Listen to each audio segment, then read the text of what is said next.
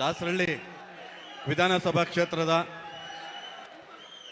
ಜನ ಆಂದೋಲನ missed call ಅಭಿಯಾನ ಕಾರ್ಯಕ್ರಮಕ್ಕೆ ಬಂದಿರುವಂಥ ರಾಜ್ಯ ಯುವ ಘಟಕದ ಅಧ್ಯಕ್ಷರಾದ ನಿಖಿಲ್ ಕುಮಾರಸ್ವಾಮಿ ಅವರೇ, ಹಾಗೆ ರಾಜ್ಯ ಉಪಾಧ್ಯಕ್ಷರು ಅಂದಾನಪ್ಪ ಅವರೇ, ಎಲ್ಲ ವೇದಿಕೆ ಮೇಲೆ ಇರುವ ಎಲ್ಲ ನಮ್ಮ ಪ್ರಮುಖ ಮುಖಂಡರುಗಳೇ ಹಾಗೂ ಮುಂಭಾಗದಲ್ಲಿರುವ ಕಾರ್ಯಕರ್ತ ಬಂಧುಗಳೇ, ಏನಿವತ್ತು ನಿಖಿಲ್ ಕುಮಾರಸ್ವಾಮಿ ಅವರು ದಾಸರಳ್ಳಿಗೆ ಬಂದಿರೋದು ನಮಗೆಲ್ಲ ತುಂಬಾ ಸಂತೋಷವಾಗಿದೆ.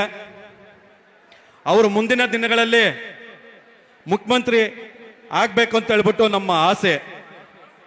ಯಾರ್ಯಾರೋ ಏನೋ ಮಾತಾಡ್ತಾ ಇರ್ತಾರೆ, JDS ಇನ್ನ ಕರ್ನಾಟಕದಲ್ಲಿ ಏನೂ ಇಲ್ಲ, ನೀವು ನಮ್ಮ ಕಡೆ ಬನ್ನಿ ಆ ಕಡೆ ಬನ್ನಿ ಅಂತ ಹೇಳ್ಬಿಟ್ಟು.